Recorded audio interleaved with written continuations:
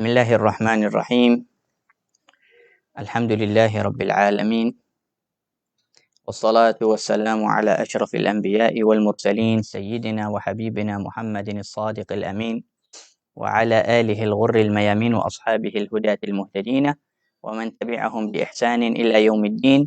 Nawayna at-ta'alluma wa at-ta'lim wa at-tadhakkura wa at-tadhkir wa an-naf'a wal intifa' wal ifadata wal istifadah wal hatha ala at-tamassuki bi kitabillah وسنة رسوله صلى الله عليه وسلم والدعاء إلى الهدى والدلالة على الخير ابتغاء وجه الله ومرضاته وقربه وثوابه. سبحانك لا علم لنا إلا ما علمتنا إنك أنت العليم الحكيم. اللهم اغننا بالعلم وزينا بالحلم وأكرمنا بالتقوى وجملنا بالعافية. اللهم إنا نسألك العلم اللدني والمشرب الصافي الهني يا وهاب يا غني. اللهم ارزقنا فهم النبيين وحفظ المرسلين وإلهام الملائكة المقربين آمين آمين يا رب العالمين. أما بعد، muslimin muslimat yang dirahmati oleh Allah Subhanahu wa taala, Assalamualaikum warahmatullahi wabarakatuh. Alhamdulillah, kita masih bersama-sama bincang tentang sirah Rasulullah sallallahu alaihi wasallam, dan kita telah sampai kepada tajuk yang menceritakan tentang bahwasannya orang Yahudi memusuhi Rasulullah sallallahu alaihi wasallam dan orang Islam. Malam kita telah mencerita sedikit tentang cerita Huyai bin Akhtab, ketua orang Yahudi di kota Khaybar di Al-Madinah. Dan kita telah menjelaskan bahawasanya Huyai bin Akhtab ini yang kiranya seorang Yahudi yang paling memusuhi Rasulullah sallallahu alaihi wasallam, dia adalah ayah kepada Sayyidatuna Safiyah, Ummul Mu'minin. Sayyidatuna Safiyah, Ummul Mu'minin, istri Rasulullah sallallahu alaihi wasallam. Dan semalam kita telah menceritakan kisah Huyai bin Akhtab ketika kali pertama bertemu dengan Rasulullah sallallahu alaihi wasallam. Dan apakah hasil pertemuan itu? Setelah Huyai bin Akhtab, Yahudi, bertemu dengan Rasulullah, dia kata, aku akan memusuhi lelaki ini, yakni Rasulullah, selama aku hidup. Itu tanda kecelakaannya. Huyai bin Akhtab ini, ketika turunnya firman Allah Subhanahu wa taala, "Man dzalladzi yuqridu Allah qardan hasana." Maksud firman Allah Subhanahu wa taala, siapakah orangnya yang mahu memberi pinjaman kepada Allah sebagai pinjaman yang baik, yang ikhlas. Maka supaya Allah Subhanahu wa taala berlipat ganda balas kepadanya. Boleh? Melipat gandakan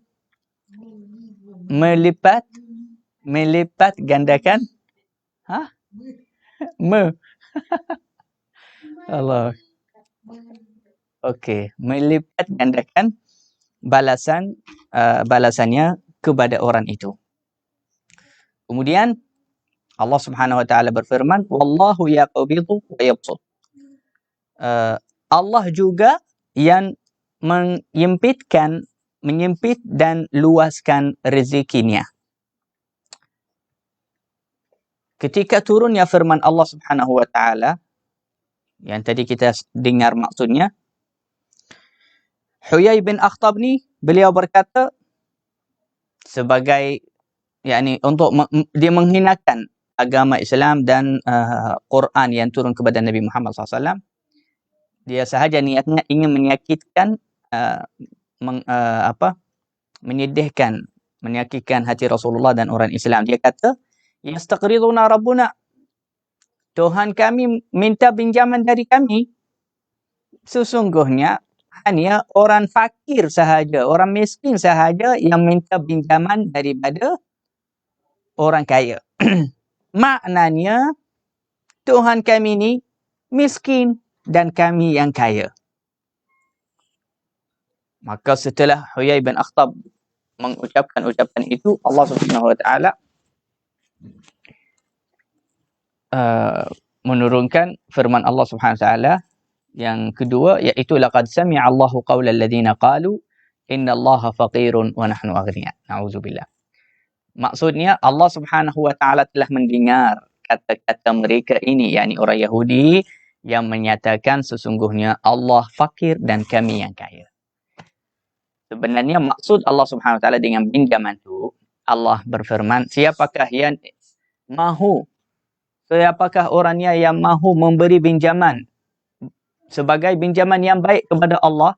Pinjaman itu maksudnya kita mendapatkan pahala dan amalan baik dan Allah Subhanahu kepada untuk kita di hari kiamat, dan Allah Subhanahu wa taala akan membalas kepada kita dengan amalan kita tu. Allah memanggilnya pinjaman, tapi pinjaman itu bukan untuk Allah.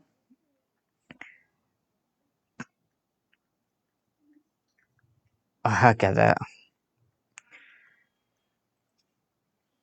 Ada ulama yang kata sebab turunnya ayat ini iaitu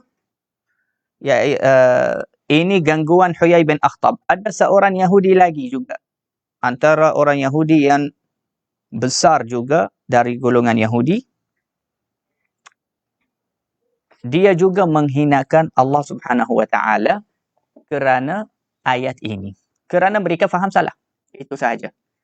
Mereka faham salah kepada maksud Allah di dalam Quran itu. Di satu hari Rasulullah sallallahu alaihi wasallam hantarkan Sayyidina Abu Bakar, memberi kepada Abu Bakar satu tugas untuk bertemu dengan seorang lelaki yang bernama Finhas bin Azura. Dia hantar satu surat untuknya dari Rasulullah kepadanya. Finhas ini namanya Finhas. Dia orang yang paling tinggi ilmunya dalam golongan Yahudi. Jadi Sayyidina Abu Bakar datanglah kepada orang itu.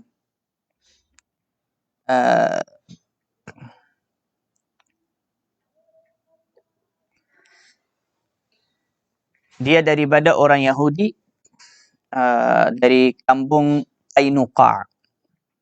Ada di dalam Madinatul Munawwarah, tempat perkumpulan orang Yahudi, ada Bani Qainuqa', ada Khaybar, ada Bani Nadir. Itu beberapa kota dan kampung yang itu kampung khas untuk orang Yahudi. Ini daripada orang Yahudi kampung Qainuqa'. Dia orang yang paling tinggi ilmunya dalam agama Yahudi. Rasulullah SAW di dalam surat itu, Rasulullah menyuruh mereka untuk masuk Islam, mendirikan solat, keluarkan zakat, dan memberi pinjaman kepada Allah Subhanahu wa taala. Maksud pinjaman itu yakni keluarkan sedekah banyak, keluarkan zakat, keluarkan bantuan kepada orang lain, maka Allah akan kiranya perkara itu sebagai pinjaman dan Allah akan balas kepada kita. Selepas Finhas ini, orang Yahudi, membaca kitab Rasulullah, surat daripada Rasulullah yang dibawa oleh Sayyidina Abu Bakar, dia berli dan merendahkan Tuhan kami, iaitu Allah Subhanahu wa taala. Beliau berkata, "Aqad ihtaja rabbukum?" Adakah Tuhan kamu telah memerlu? Adakah Tuhan kamu dah jadi miskin sampai memerlu pinjaman dari kami supaya kita bagi pinjaman kepadanya? Di waktu itu, dan dia kata juga kepada Abu Bakar, "Wahai Abu Bakar, engkau mengaku Tuhan kami minta pinjaman dari kami, Tapi kita tahu hanya orang fakir sahaja minta pinjaman dari orang kaya. Kalau itu benar, apa yang kamu kata ini Quran daripada Allah, maka aku boleh buat keputusan, Allah ini fakir, kami inilah yang kaya. Waktu itu Sayyidina Abu Bakar tidak mampu tahan, tak boleh tahan dengan cara dia memerli dan menghinakan Allah Subhanahu Wa Taala. Sayyidina Abu Bakar pukul Finhas itu dengan tangannya, dia tumpuk kepada muka. Dia tumpuk kepada muka Finhas yang Yahudi itu. Dia memukulnya dengan pukulan yang teruk. Waktu itu Sayyidina Abu Bakar dah tak boleh sabar dengan cara dia memerli bukan memerli agama, memerli Allah. Dia kata Allah fakir.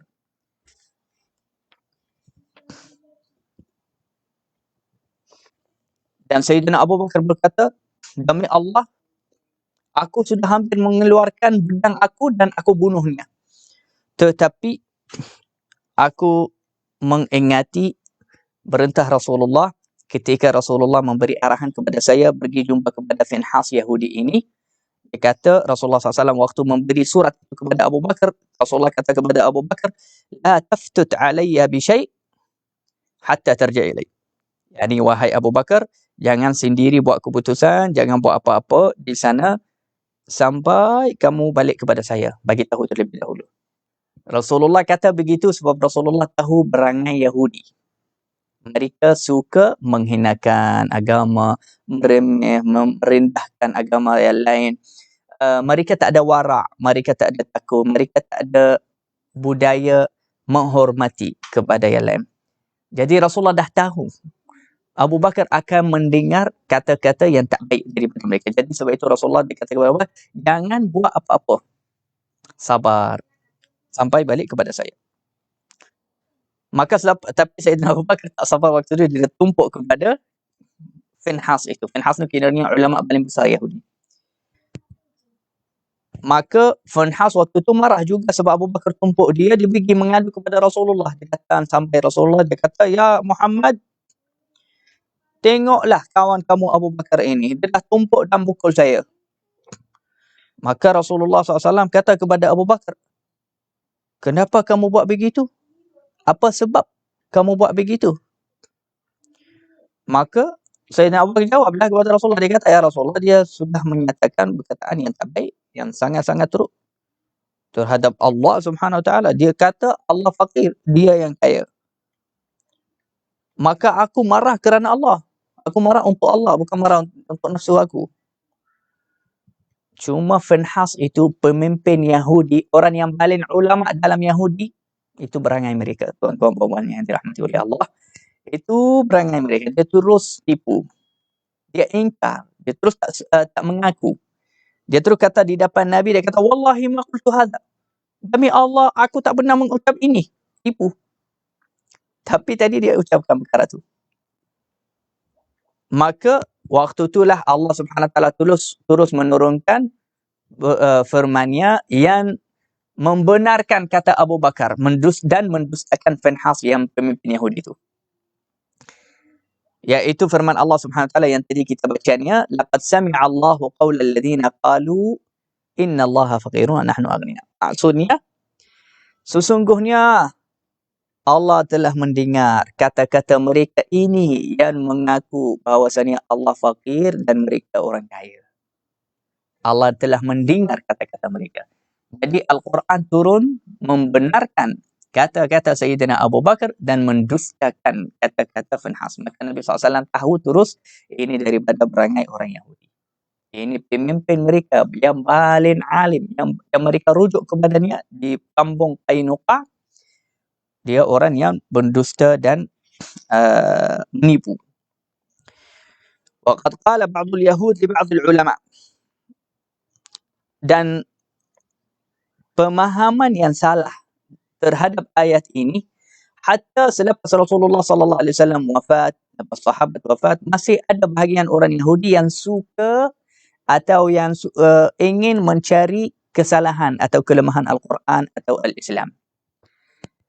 Jadi ada bahagian Yahudi yang pernah bertemu dengan seorang ulama muslimin. Yahudi itu berkata kepada ulama, ulama Islam, innama qulna inna Allah faqirun nahnu aghniya li'annahu istaqrada amwalana.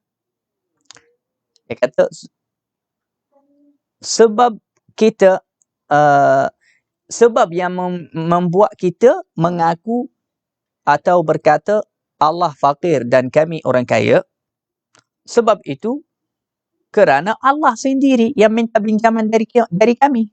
Seperti mana disebut dalam Quran kamu, wahai ulama Islam.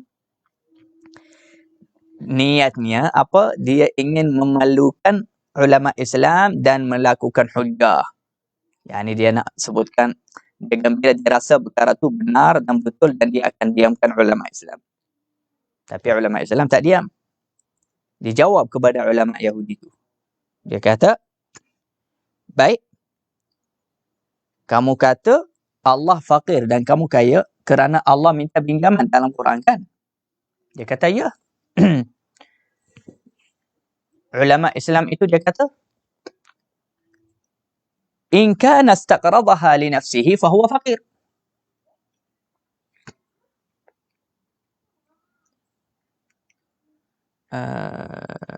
Naam.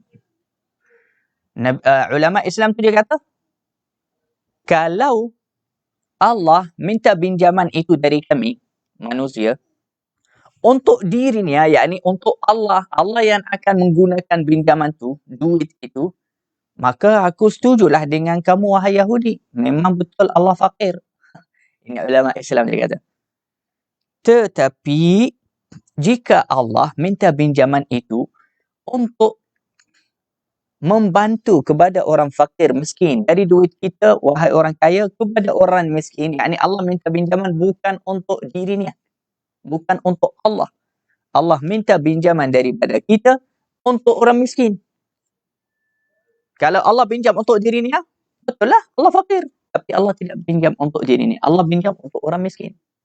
Dan Allah menggunakan perkataan pinjam kerana Allah ingin memberitahu kepada kita bahawasanya setiap 1 atau 10 sen yang kita infaknya fi sabilillah, Allah anggapnya sebagai pinjaman untuk Allah. Dan Allah jamin akan balas kepada kami. Itu maksud firman Allah. Tapi itulah perangai Yahudi, suka mencari atau bukan surah mencari kesalahan kerana tak ada kesalahan atau kelemahan dalam Al-Quran atau agama Islam. Mereka suka menciptakan kekurangan atau kesalahan atau fitnah. Dan semua fitnah yang mereka pernah membangkitkan untuk Islam, terhadap Islam atau Al-Quran, ulama Islam telah menjawab kepada mereka. Juga ini salah satu cara lah orang Yahudi mengganggu Rasulullah SAW dan memusuhi Rasulullah, memusuhi Al-Quran, memusuhi orang Islam. Antara cara orang Yahudi memusuhi Rasulullah SAW dan sahabat memusuhi Rasulullah SAW, iaitu orang Yahudi pernah melakukan sihir, pernah menyihirkan sahabat Nabi SAW supaya mereka tidak mendapatkan zuriat, supaya mereka tidak melahirkan anak, supaya mereka semua, isteri-isteri mereka semua tak dapat hamil, tak dapat zuriat, supaya mereka meninggal tak ada zuriat yang mendirikan dan mengangkat agama Islam ini. Tetapi subhanallah, Allah Subhanahu Wa Taala batalkan sihir mereka. Selepas tu mereka banyak kali, bukan satu kali, banyak kali mencuba untuk menyihirkan Rasulullah SAW sendiri, orang Yahudi ini. Bukan itu sahaja, bahkan mereka dapat berjaya menyihirkan Rasulullah SAW. Pemimpin-pemimpin Yahudi, dengar baik-baik, pemimpin-pemimpin Yahudi pernah datang kepada seorang Yahudi yang paling pakar tentang ilmu sihir, namanya Labid. Orang Yahudi yang paling pakar tentang sihir namanya Labid di zaman itu. Pemimpin-pemimpin Yahudi semua datang bertemu dengannya. Apa tujuan mereka bertemu dengannya? Mereka minta bantuan.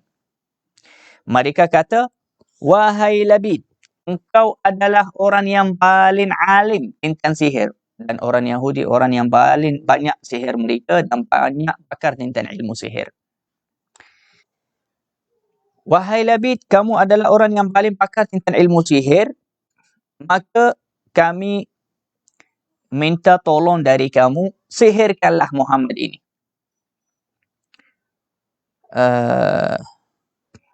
Ramai daripada golongan kami yang pernah menyihirkan Muhammad tetapi tidak berpengaruh. Yakni mereka dah cuba beberapa kali. Ramai, dia kata, ramai dari orang Yahudi yang pernah menyihirkan Rasulullah tapi tak berjaya. Tidak berpengaruh.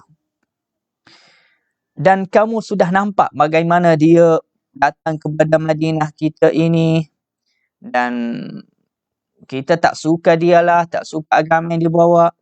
Maka kami ni nak bayar kepada kamu 3 dinar. 3 dinar pun sahaja. Tapi kamu sihirkanlah Muhammad dengan sihir yang paling teruk. Bagi dia jadi gila atau mati. Maka dia nampak duit, terus tak boleh sabar dan terus disetuju. Macam itulah orang Yahudi. Sangat sayang kepada duit. Ini antara budaya dan sirah orang Yahudi. Mereka sayang sangat kepada duit dan harta dan dunia. Maka dia nampak 3 dinar, dia terus setuju dan dia siapkan satu sihir yang sangat teruk untuk menyihirkan Rasulullah sallallahu alaihi wasallam.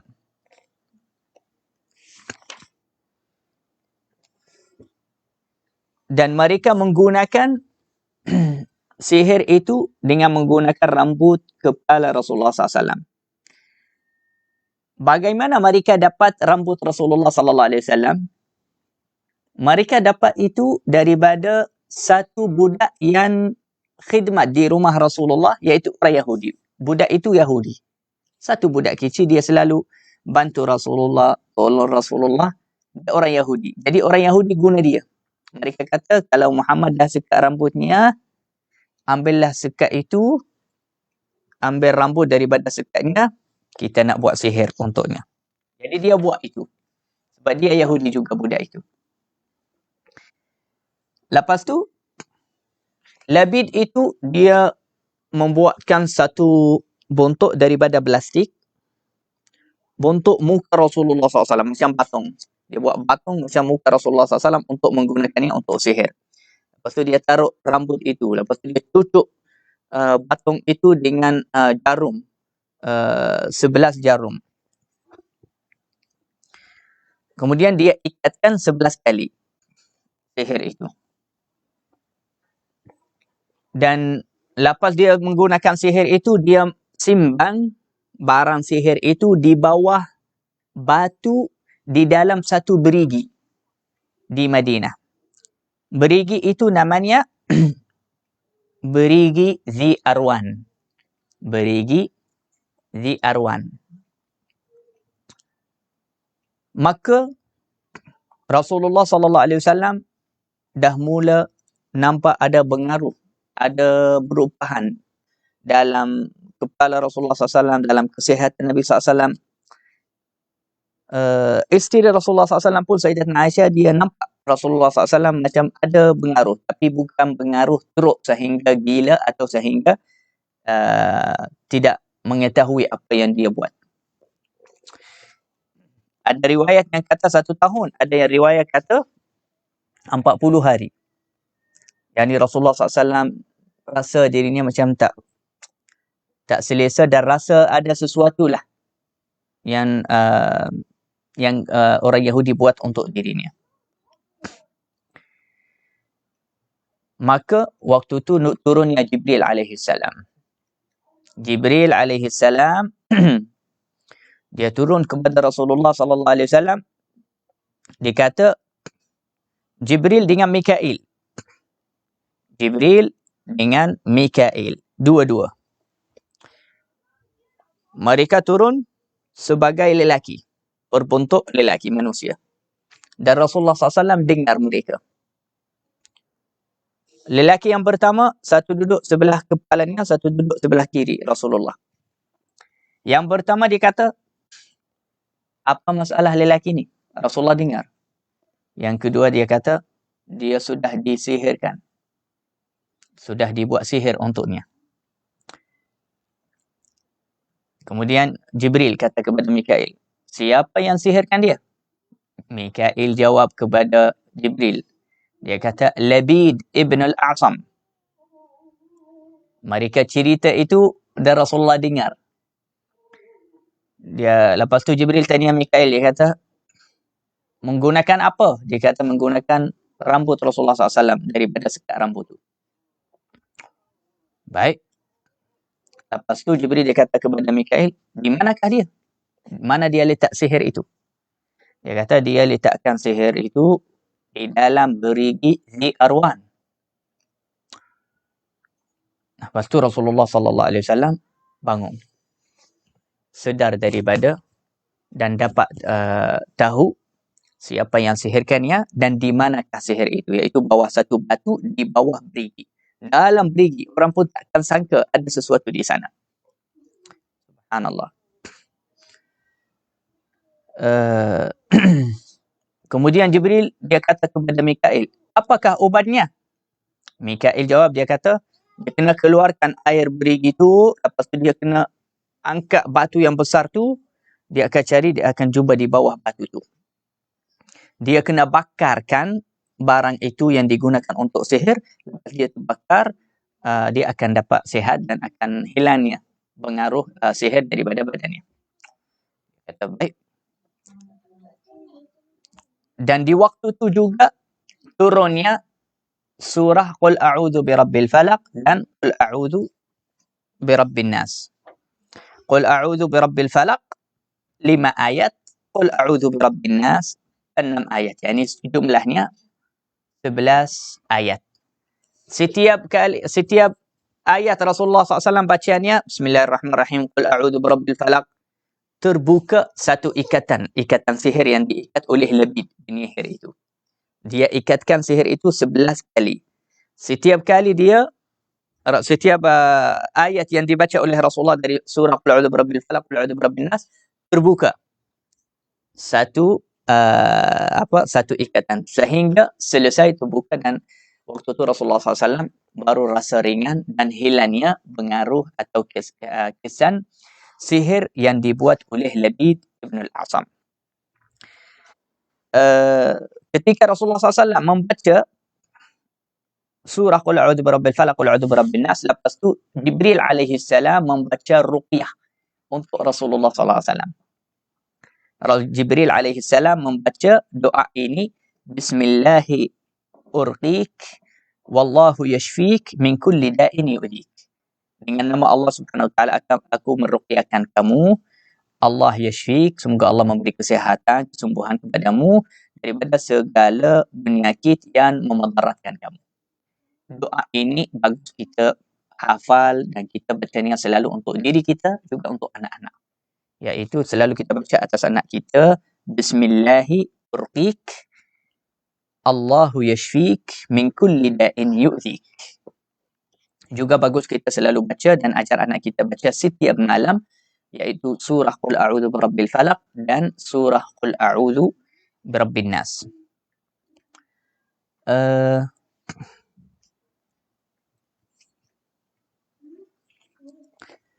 Lepas tu Rasulullah sallallahu alaihi wasallam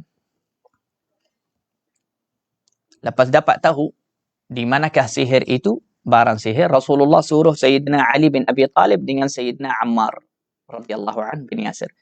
Juga Rasulullah keluar sekali dengan mereka, dengan beberapa sahabat, pergi kepada berigi itu untuk cek dan nampak barang sihir itu. Selepas mereka sampai kepada berigi itu airnya biasa, air orang guna kadang-kadang untuk minum. Tetapi kerana air dan berigi itu diguna dan diletakkan barang sihir yang menyihirkan Rasulullah SAW, Allah Subhanahu wa taala sumpah atas berigi itu, airnya terus menjadi air yang seolah-olah dicampur oleh inai.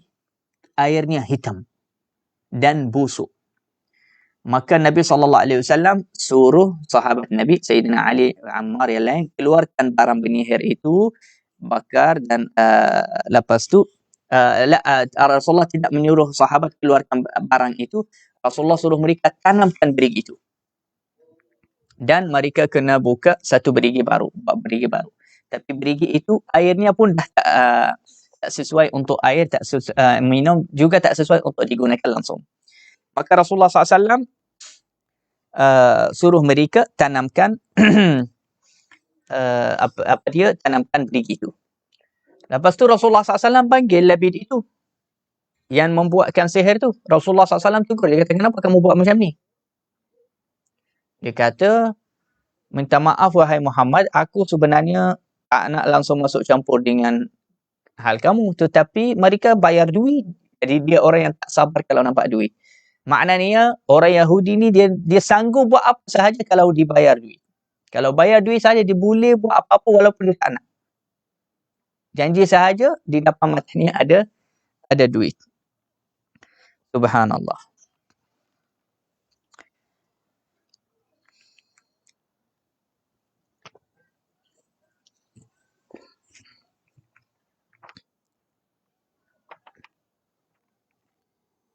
Ada riwayat lain yang kata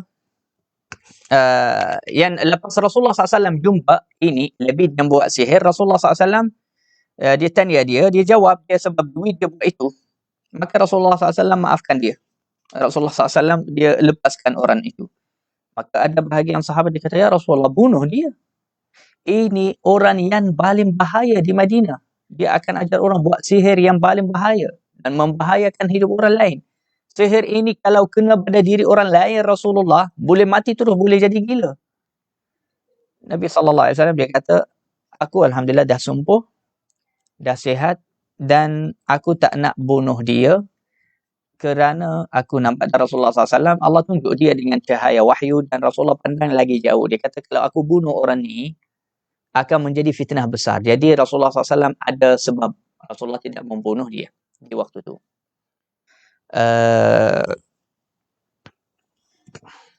Dan Rasulullah SAW berkata, ma wara'uhu min azabillah ta'ala asyad. Dia kata, apa, aku tak akan bunuh dia, tetapi yang menunggunya daripada azab Allah lagi teruk daripada kita membunuhnya sekarang.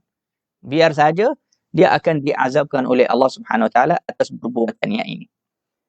Tetapi di dalam syariat, kalau ada penyihir yang menggunakan jenis sihir yang membunuhkan orang dan ditangkap dan dia mengaku dia menggunakan sihir yang jenis yang boleh membunuhkan dan dia dah bunuhkan orang, maka hukumnya boleh gantung atau boleh dibunuh juga sebagai qisas. Kerana dia bahaya untuk masyarakat, untuk manusia. Bahkan ulama berkata, jika ada satu yang penyihir yang selalu dah dibuktikan dia gunakan menyihir yang untuk memudaratkan manusia, ini boleh dipenjarakan selama-lamanya sampai dia mati. Dia tak boleh keluar daripada penjara. Ini di dalam fiqh syariat Islam, dalam mazhab Syafi'i. Sebab apa? Orang yang macam ni bahaya. Orang yang macam ni bahaya untuk manusia. Wahakadha. Ada riwayat lain dikata Labid dengan kakak-kakak dia sekali. Mereka sama-sama melakukan sihir itu. Setiap satu dia cucuk patung itu, yang mereka buat patung muka Rasulullah SAW, cucuknya dengan satu jarum. Dan Labid dialah yang mengambil patung itu dan tanamkannya di dalam berigi. A'udzubillah min zalik. Lihatlah bagaimana orang Yahudi memusuhi Rasulullah SAW sampai mereka pernah cuba membunuh Rasulullah dengan sihir yang paling bahaya di dunia di waktu itu. Tapi Allah Subhanahu Wa Taala telah menyelamatkan Rasulullah sallallahu alaihi wasallam.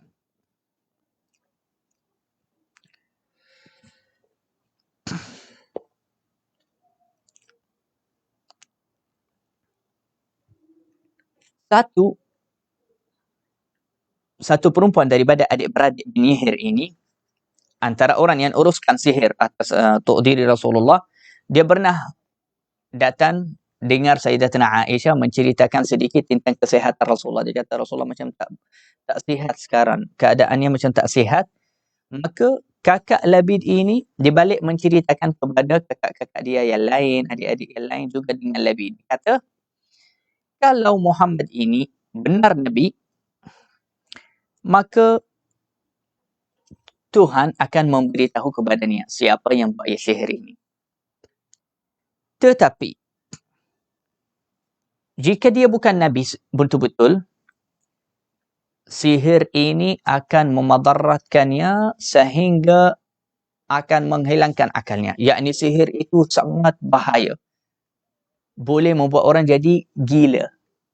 Tetapi subhanallah, Allah subhanahu wa ta'ala tunjukkan Rasulullah SAW dan Allah subhanahu wa ta'ala turunkan 2 surah yang sebagai ubat untuk sihir yang paling teruk itu, iaitu surah Qul A'udzu Birabbil Falaq dan surah Qul A'udzu Birabbin Nas.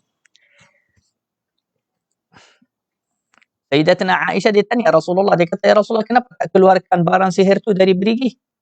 Nabi SAW dia kata, tak perlu, alhamdulillah aku sihat dan aku benci jika orang lain dapat melihat barang berbuatan sihir itu macam mana caranya. Nanti ramai orang akan belajar, ramai orang akan tiru cara sihir itu. Jadi Rasulullah SAW dia kata, kita tanamkan berigi itu, kita hilangkannya supaya orang tak jumpa lagi.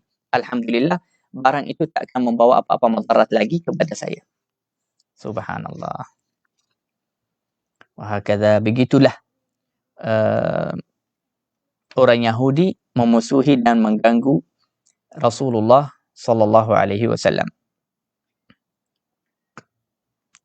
Cuma sihir itu kita tak boleh faham salah, iaitu sihir itu yang kena Rasulullah SAW tidak menghilangkan akal Rasulullah, satu, juga tidak mengurangkan kesedaran Nabi sallallahu alaihi wasallam, bukan sehingga tak sedar atau melakukan perbuatan atau mengucapkan satu ucapan yang dia tak tahu. Ada pengaruh tetapi sedikit sahaja. Pengaruh ada kerana al-ulama berkata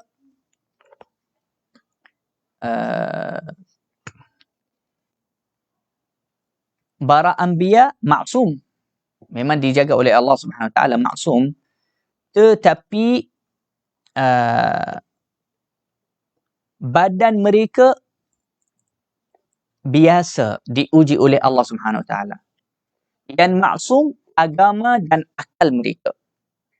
Agama mereka mustahil Nabi buat dosa, mustahil Nabi jadi murtad, mustahil. Juga akal mereka mustahil ada Nabi gila atau tidak bijak.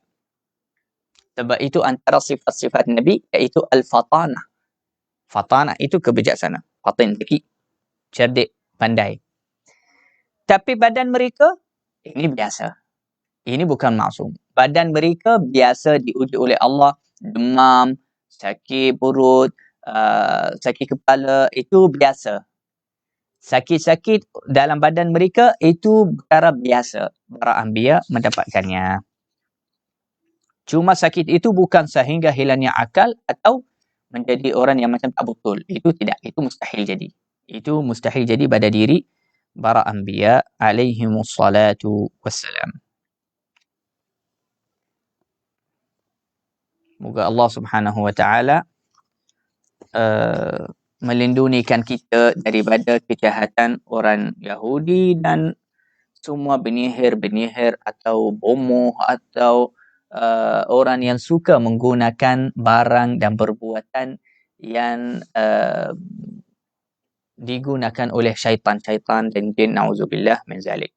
Kita sebagai orang Islam, sebagai umat Nabi sallallahu alaihi wasallam, kita kena selalulah melindungikan diri kita dengan zikir, dengan membaca doa tahsin. Kita baca ruqyah yang dibaca oleh Sayyidina Jibril atas Nabi sallallahu alaihi wasallam. Juga kita ruqyahkan dan membaca tahsin untuk anak kita.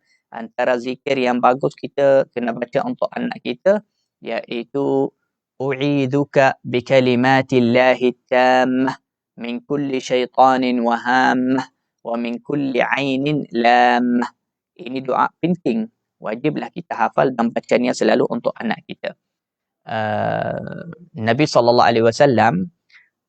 selalu baca doa ini ruqyah untuk anak, untuk cucu Al-Hasan dan Al-Husain. Selalu Nabi SAW memanggil Hasan dan Husain, dia letak tangannya atas kepala mereka, kemudian Rasulullah membaca, "U'idhukuma," aku melindungikan kamu berdua, "bikalimatillahi tammah," dengan kalimah-kalimah Allah yang sempurna, "min kulli syaitanin wa hamah," daripada segala syaitan dan hamah, iaitu semua haiwan-haiwan yang hidup.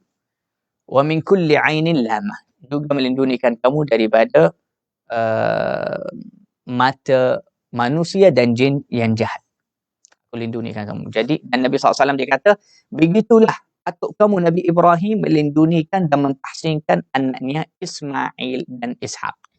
Jadi kita kena tahsinkan anak kita, lelaki, perempuan, semua. Kita setiap malam kita kena tahsinkan mereka supaya mereka tak kena sihir, tak kena ain, tak kena gangguan jin atau syaitan atau mata manusia yang jahat.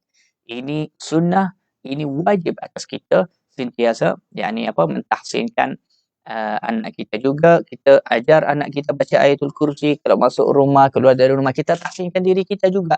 Orang besar, kita tahsinkan diri kita dengan doa, hassantu nafsi bil hayyil qayyum alladhi la yamut wa dafa'tu an nafsi as-su' bi alfi la hawla wa la quwwata illa billahil aliyyil azim. Ini doa tahsinkan diri kita, juga baca ayatul kursi, baca surah qul a'udzu birabbil falaq dan qul a'udzu birabbin nas. Ini antara tahsin dan mendindingkan diri kita, juga mentahsinkan diri kita daripada syaitan, jin, mata manusia yang jahat, orang yang penghasad, yang dendam kepada kita.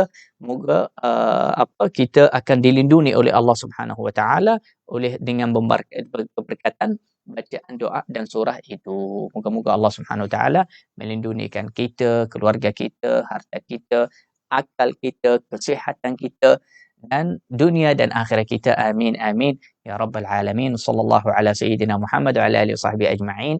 Insya-Allah kita bertemu lagi dan kita akan jumpa lagi di kuliah yang akan datang, tajuk yang sama, iaitu orang Yahudi memusuhi Rasulullah sallallahu alaihi wasallam. Masih ada banyak cerita tentang perkara ini.